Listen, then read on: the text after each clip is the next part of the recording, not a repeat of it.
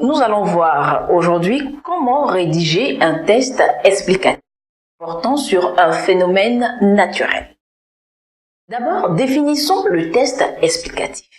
Le test explicatif, comme son nom le dit, vise à expliquer un fait ou un phénomène. Il répond très souvent à la question comment, pourquoi ou encore dans quelles circonstances. Prenons notre cas, le phénomène naturel. Comment le tremblement de terre se produit-il? Le ton dans le test explicatif doit être neutre et objectif.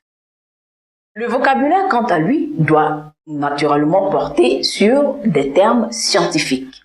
Vu que notre rédaction va porter sur un phénomène naturel, notre vocabulaire utilisé doit être des thèmes scientifiques.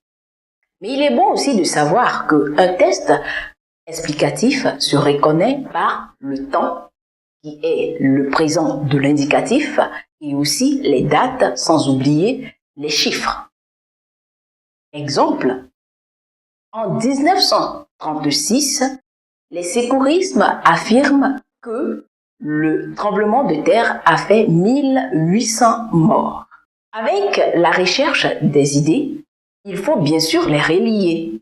Alors pour les relier, il faut faire usage des connecteurs logiques. Voyons quelques connecteurs logiques et leurs fonctions. L'ajout. On peut dire de plus ou encore en outre.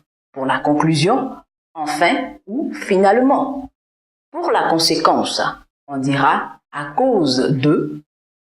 Pour le but, on dira à cet effet. Pour l'opposition, ce sera cependant ou alors néanmoins.